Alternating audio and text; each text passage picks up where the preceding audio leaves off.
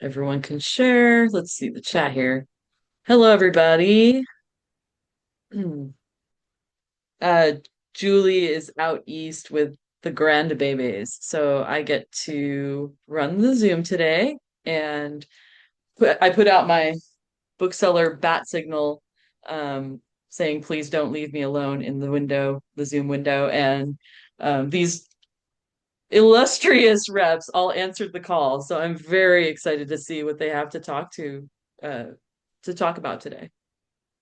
Um, so everyone, please let me know in the chat if you're here and if you can chat, and let's go. Andrea will be first, and then Patricia and Julia.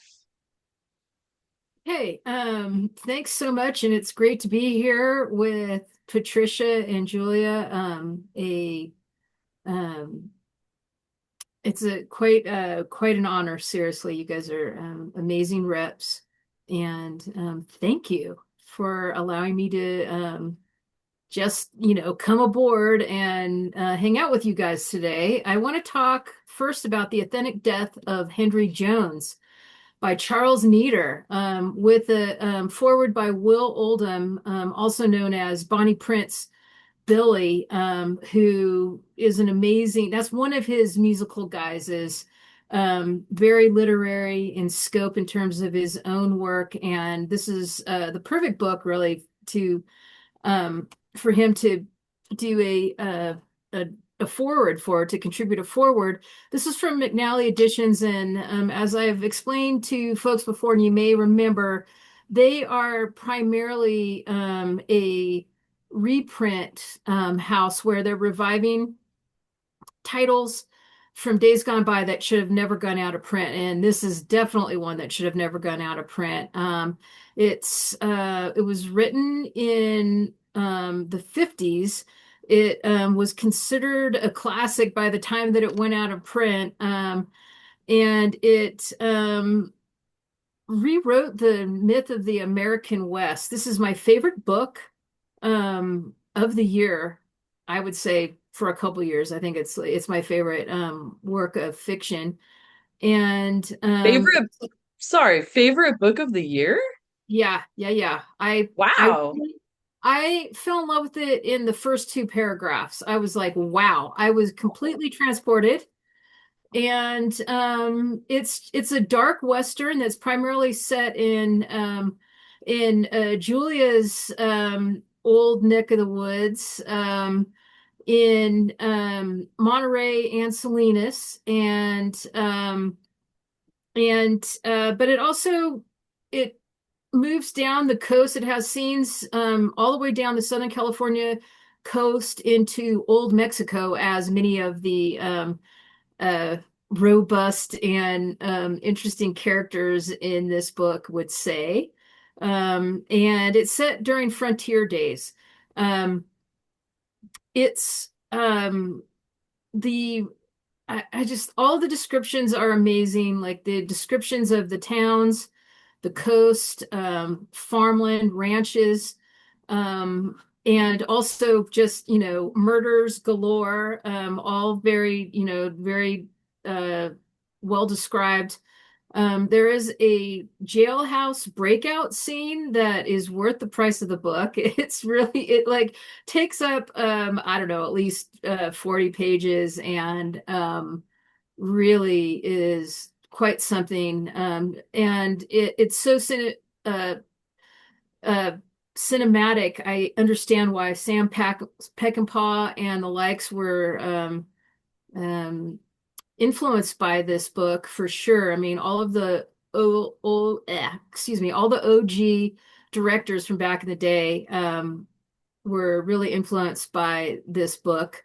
So it echoes what Steinbeck was doing, and does the same sort of thing for, I think, just California in general in terms of the descriptions, but also anticipates um, the darkness and bleak outlook of McCarthy. So falls right in between. And wow, again, just a stunner. So There's copies right now at Warwick's, and I hope you go down or call and put one aside.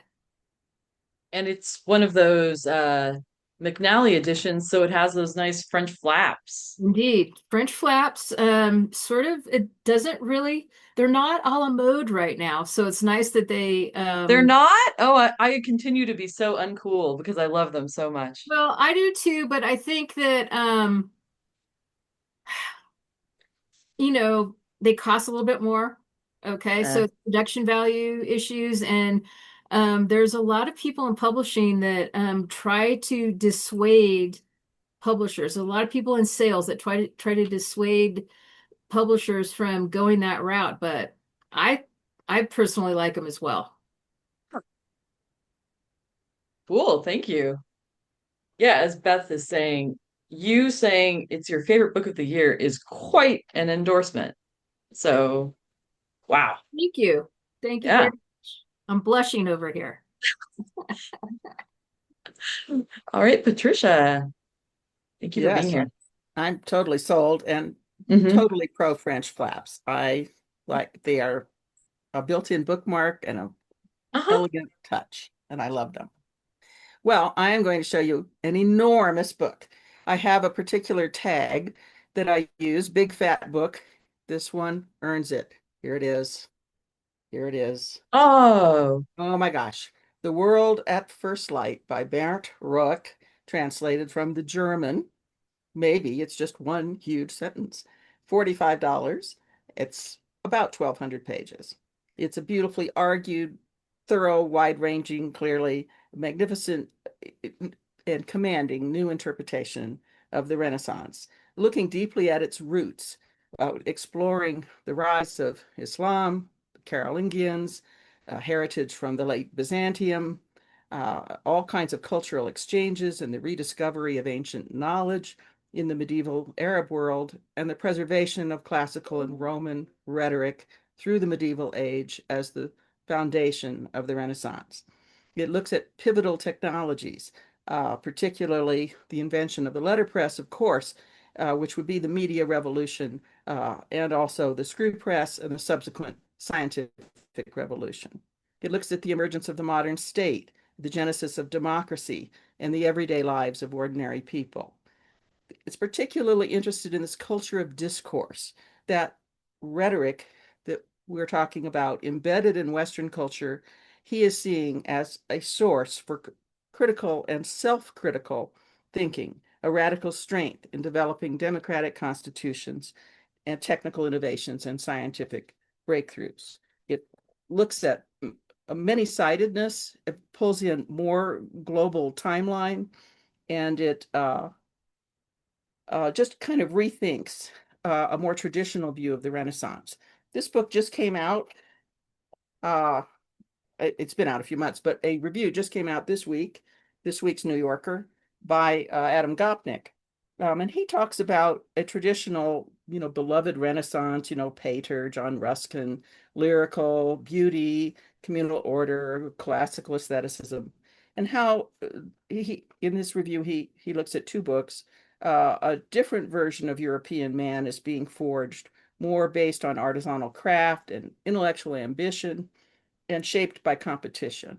I was really intrigued by how much he said that genius is more focused on the middle class in the Renaissance. People like Da Vinci, Michelangelo, Machiavelli, Copernicus, Galileo are not aristocrats. Uh, so it has all of these qualities. It's panoramic, it's kaleidoscopic, it's fun to look at. It naturally has, sort of traditional color sections in it. Here we can see a look at a European version of Islam, as well as the rise of individuality and portraits. We can look at more of a sense of, traditional Renaissance. Again, really focusing that this book is not that traditional Italian golden glow Renaissance. He's German. His focus is different. The cover is Altdorfer's Battle of Alexander at Issus from 1529. And just a peek at that wider, it's not a heavily, it has some illustration, but here we have a European parrot whereas here we have an image from Japan. So there's various and intriguing comparisons all through it. And finally, there was just a little moment in the Gopnik review that I really liked. Being Gopnik, he said he had always been a lover of Carpaccio's picture of St. Augustine in his study. But in this book, the author points out that those expensive books in the what was then a new modern scholar's study were strewn across the floor, spine up, just like modern day, a hecticness of information. And that was such a nice book lover remark that I will throw that in. Also, I'd have to say, as an armchair history book, I would insist upon a footstool. It's a very big book. Wow. Amazing. Dare I ask the price point? It's $45. That's So I think wow. it's a pretty decent price for this Oh yeah. hunk of a book. That's a deal. Wow. That looks like one that just if you know someone who loves history, just buy it now for them for the holidays. Like, Yeah, I think it has that exactly that kind of long legs. It's a book that should just keep moving into the fall because I hmm think that it's best time. My feeling is this is more of a winter book, a Yule hmm log. A big old log. Don't burn it though. Beautiful. Thank you. Yeah. And as Andrea pointed out, this definitely deserves the term magisterial. It gets that. You have to earn that one. Thank you. Thank you. All right, Julia. All right. Well, my first one is fiction. It is from Lauren Grodstein, who she wrote a previous book, We Must Not Think of Ourselves, which was a Jenna read with Jenna pick when it came out. You can see the cover of this one. It's very fun. The Georgia in question is the country of Georgia rather than the state of Georgia. And this book is, when I was reading it, it felt like a mix of Where'd You Go, Bernadette, and Eleanor Oliphant is Totally Fine. It's about a woman. She was a chef and her husband still is a chef. They met in the restaurant business, and she quit her job and became a stay-at-home mom, and her kids are now a bit more grown and don't really need her as much, and she's feeling very unfulfilled in her life, extremely unfulfilled. And like so many of us, she turns to YouTube. And when she is on YouTube one day, she sees a dog in the country of Georgia in need of rescue. And she decides she's going to fly to Georgia and rescue this dog. And the dog survives. I'll just like spoiler. Thank you. Thank you. But it is like, it's funny, it's satirical, it's touching at times. It is like, I think a great book to really sink into. I feel like you could definitely read it on a beach or on a plane, but it's like a little bit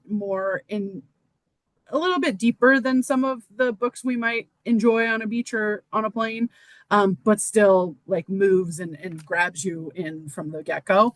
And so, yeah, A Dog in Georgia by Lauren Grodstein. If you liked We Must Not Think of Ourselves, you'll like this one. But if you haven't read that one, this one is a great starting point with her fiction. And she's just like a very fun, like it's literary fiction, but I would say it's like a little bit more accessible literary fiction. Is there food writing in it? I'm Not curious. that much. I mean, Okay. like it's much more focused on her, like her. I mean, let's be real. Her husband sucks. Her husband really sucks, and and so it's like any kind of food writing is sort of about their experience of both being chefs and like maybe what she loved about being a chef, rather than like indulgent writing about the sumptuousness of a dish. Okay. I just asked because one of my favorite restaurants here in San Diego is Pomegranate. It's a Russian Georgian restaurant, and it's amazing. But Yes. that's okay. I love that she sees this dog on online and is like, I have to go rescue that dog. I cannot count the times I've seen uh like Yeah, I pictures think it's of cats relatable. online. Yeah, cats or dogs where it's like, I want to rescue this creature, but it's across the country, so that's not gonna happen.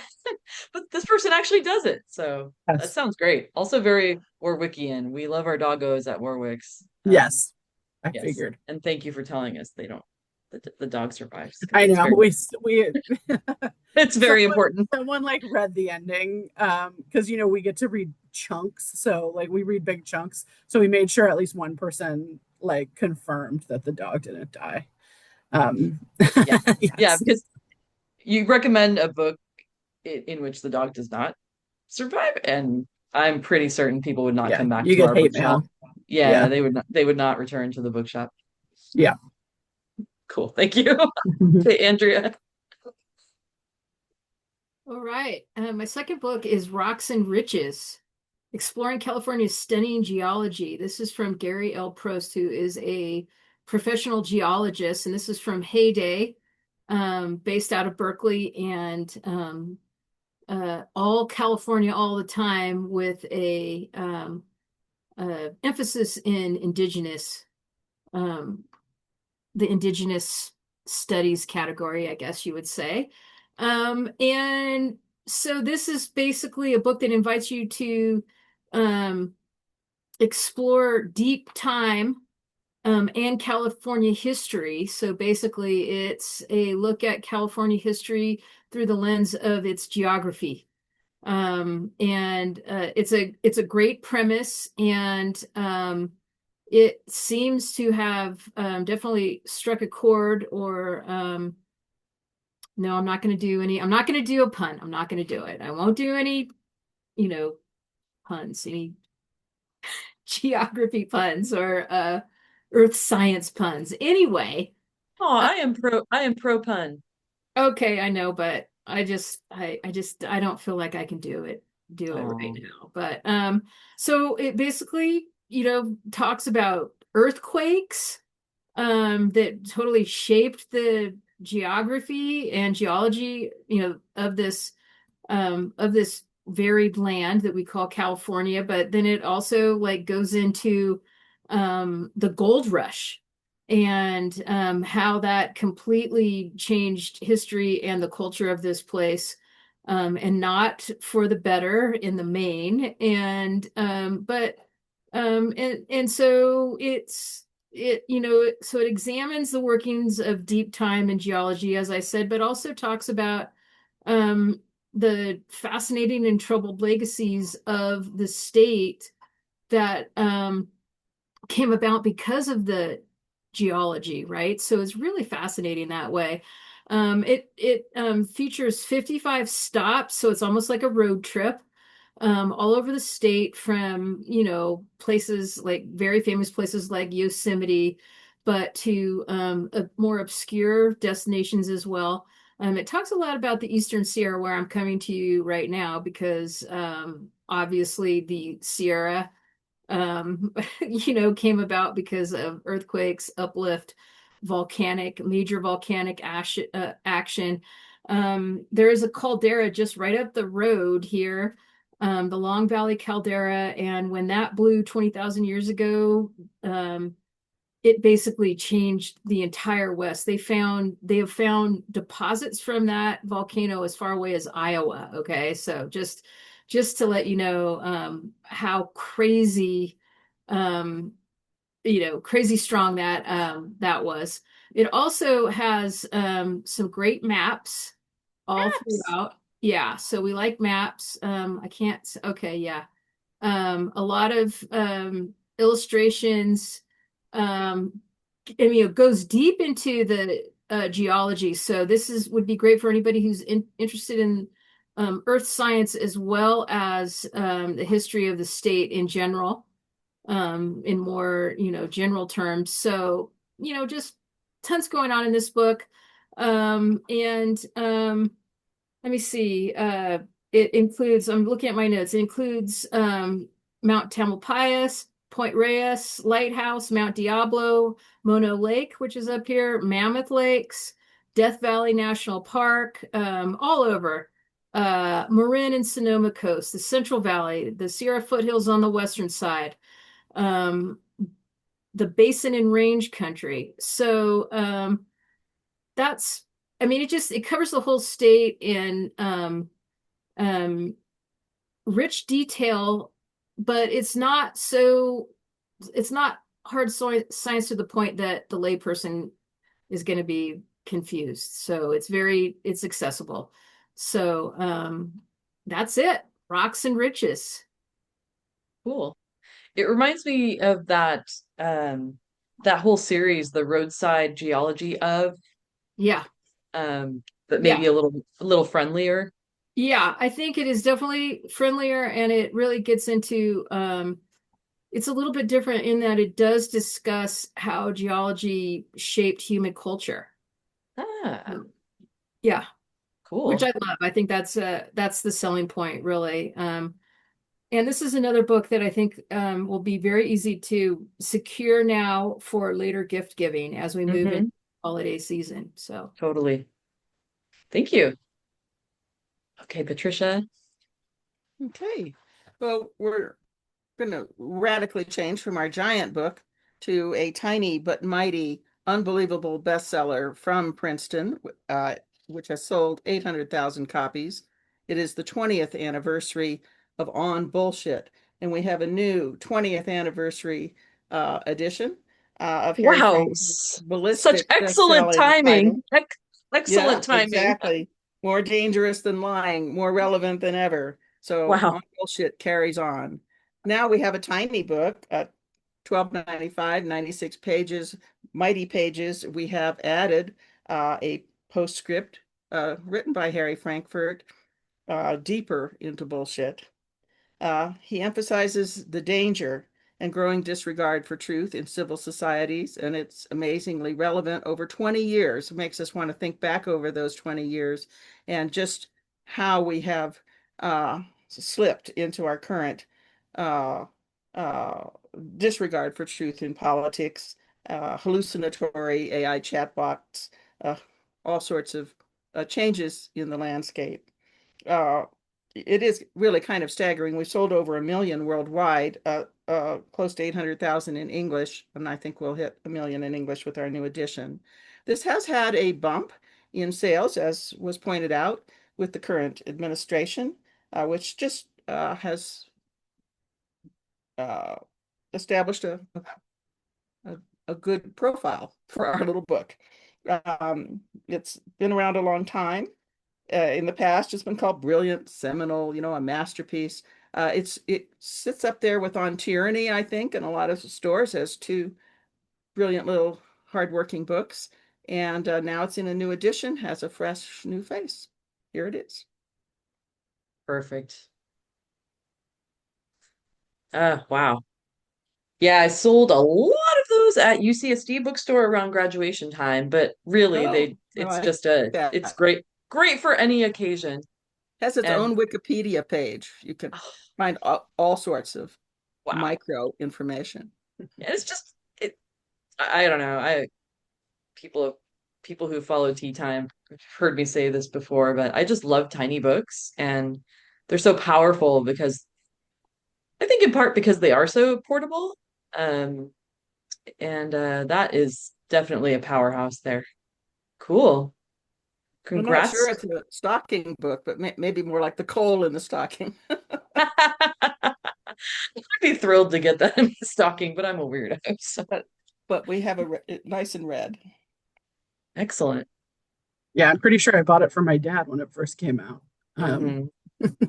So I approve of the stocking book. Um, awesome. I can't believe that book is 20. Wow. Okay, mine is, let me share the screen. This one's a little different than what I usually suggest. This is called Between the Devil and the Deep Blue Sea by Khadija Queen. And it is a memoir, a veteran's memoir. Khadija Queen was in the Navy, and she is a Black woman.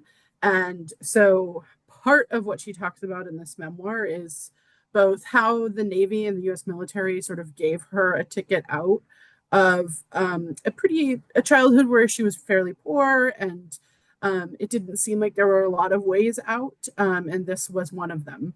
Um, and then she got to the Navy and was, fairly alone as a Black woman in the Navy, and started writing poetry to get her through. So this is also my endorsement of Khadija Queen's poetry, which I do love, and I was thrilled to see us picking up her memoir because I am such a big fan of her poetry.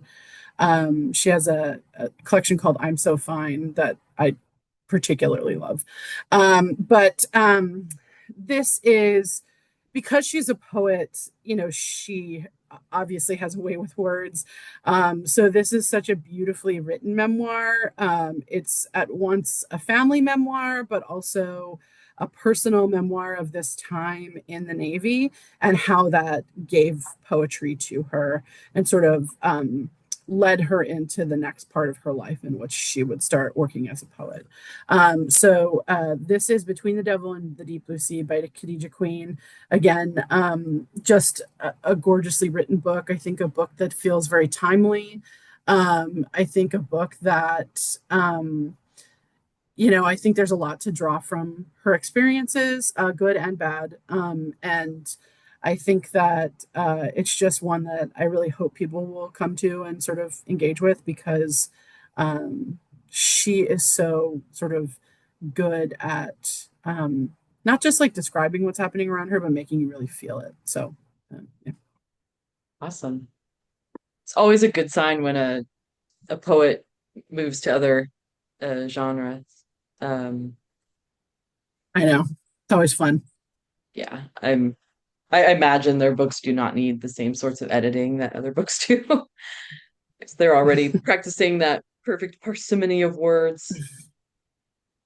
Thank you. Totally. I guess lightning round, but I feel like we're doing well on time, so take your time, please. Okay, thank you. The my lightning round is a children's book by the beloved children's author, an award winner, Julie Flett. It's My Friend May. And as per the artwork is just incredible in this. And she has been hailed as one of the great artists working today in children's books. She's Indigenous, and so this book has Cree words sprinkled throughout. And there's an index and some back matter talking about the Cree culture as well as the words. As you can see here, it gives you the whole, and I love how it's set up too. Like with the artwork and the cat and everything. I think that's really clever so kids don't skip it, right? And this is the story based on a true story about Margot and her cat May, who they've been friends since Margot was 6 years old. And right around the time that her aunt is packing up and moving, May goes missing. And so no one can find May. Everybody's, a bit traumatized and worried about her. But happily, Margot's auntie finds the cat in a box so she's gotten into one of the boxes and gets transported to her aunt's new apartment in another city. So the minute that she finds May, she finds a can of salmon, opens it up, feeds her, puts her back into the box, and goes straight to to where May is in another city for a tearful and happy reunion. So it's another good animal story. There is a reunion. And so let me see. So it received a Publishers Weekly starred review. I mean, that is par for the course for Julie Flett. We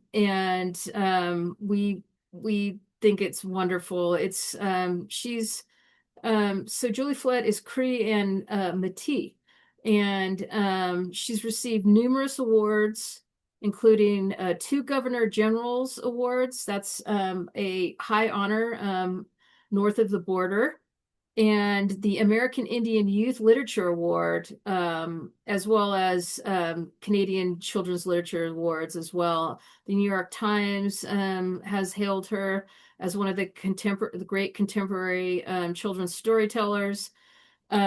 She's gotten great reviews in the Washington Post, Horn Book, Publishers Weekly, School Library Journal, Kirkus Reviews, and her last one that was published by Greystone Kids, one of our great publishers out of Canada, was We All Play and Let's Go. Those are the last 2.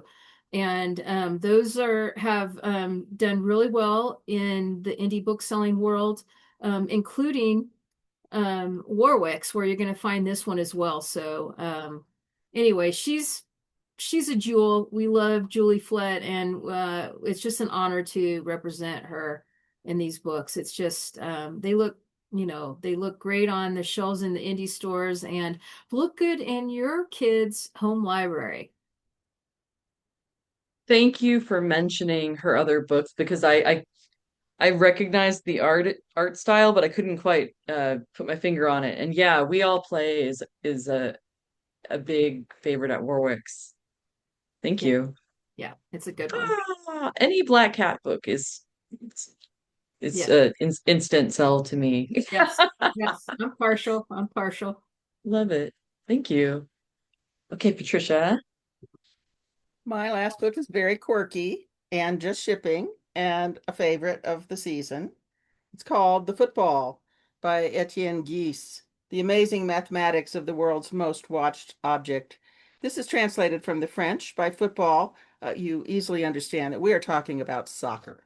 We're talking about the geometry, engineering, and physics of the soccer ball. This is a very cerebral soccer ball for football enthusiasts. We talk about ballistics, friction, airflow, all key to scoring goals, and why the football is sort of a mathematical problem that engineers are still trying to solve. I found out in getting background on this book that Adidas is the foremost maker of footballs, and that they create new balls for different World Cup series. You've seen them you can go, I have a wonderful link to their website. You can see an array of colors. It's quite fantastic. He begins with the classic Telstar ball used in the 1979 World Cup in Mexico, which has 12 black pentagons and 20 white hexagons. And it's sort of what we picture when we think of the sport. He follows through successive World Cups. He talks about the constant challenge. The book is just fantastic. It's all color all through. He talks about the challenge of a perfect sphere, all kinds of manufacturing requirements and aerodynamics. And along the way, there's mathematics of platonic solids, symmetries, polyhedra, turbulence, roughness, drag, and spin. It's very playful and unusual. There are players' comments on balls that they highly criticized as being imperfect. It's giving you an idea of what it's like all through.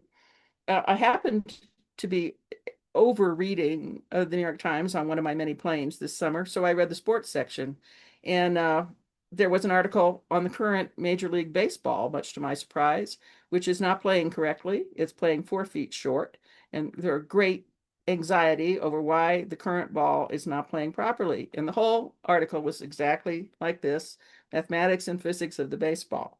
So there's lots of contention in this arena. I do like these quirky books. We did have a sweet a blurb from Ben Orlin, author of Math with Bad Drawings. He said, "A charming book, perfect for a day at the park, kicking around some truncated polyhedra with friends." So World Cup math and fun and quirky. Wow. That is one of the nerdiest things I've ever seen, and I love it.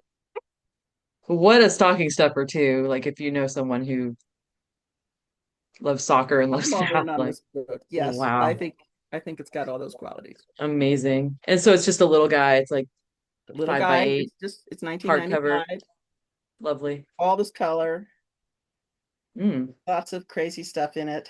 cool. You'll stuff Eiffel's paradox. Wow, It's really, yes, very good good. one.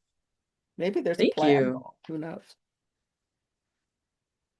Okay, Julia, bring us home. All right. Okay, my last one. This is an interesting one. It's kind of a quiet book. This is Ghostfish by Stuart Mm, Pennebaker. And it got a starred review and book list. And this is a novel. It's in a way, it's like it's sort of magical realism, but really what it's a novel of is it's a novel about grief, and about how we grieve and how sort of um, the grief process is never ending. And so this novel follows this young person in Brooklyn, um, New York, and her name's Allison, and she's just lost her sister, and she's sort of unmoored. She's working as a waitress. She moved to New York on a whim with like very little money. And she I mean, I don't know. I feel like when I say she's hallucinating her sister, it feels like there's like she's crazy, but like she's not. But she does sort of like talk to her sister throughout, and they talk to each other. And it's really amusing on like grief and how we live with it, and how as we get farther and farther from, the sort of when a person died or the moment of grief, that our relationship to it changes, and sometimes it's stronger and sometimes it's weaker, and sort of how that cycles through. And so you sort of follow her as she puts her life back together, and it follows her for a long time, so many years, and these conversations she has with her sister, as she's grieving in various sort of eras or epochs of grief rather. And Yeah, like I said, it's a quiet book. It's really well done. It's I feel like we kind of need books on grief, because I feel like we're all in sort of these moments of like collective grief as well as our individual grief.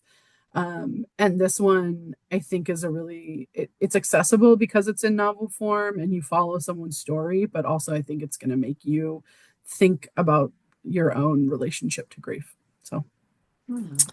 yeah, And it's a debut. debut. Yep. Nice cover too. It reminds me of a Riverhead book. Yeah, Um, kind of. Yeah, it's pretty exactly. cool. Yeah, Thank it's got you. that kind of feel too. It's definitely literary fiction. Cool. Yeah. What a great batch of books. Does anyone have like a bonus book? I'm just checking if anyone has a bonus book they want to. If you have something else that you're like burning to talk about, it's okay if you don't, but we have a few minutes. No, it's okay. So we have a couple of cool events this week.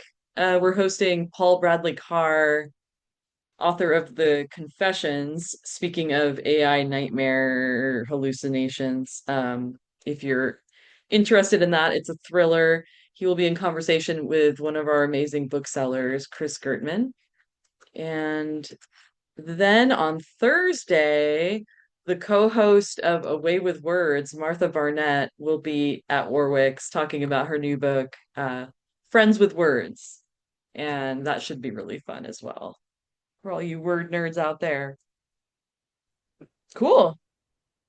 Thank you all so much. Thank you everyone who showed up today. Thank And you. amazing. Thank you, Amanda. Yep. Aw. Yeah. Favorite thing of the week, truly. I feel like everyone who comes to tea time is so ahead of the curve when it comes to books, and it's because y'all are so generous with your time to do this. So thank you. And your curation. Like, we're not the only book recommendation Zoom uh, on the internet, and these reps are very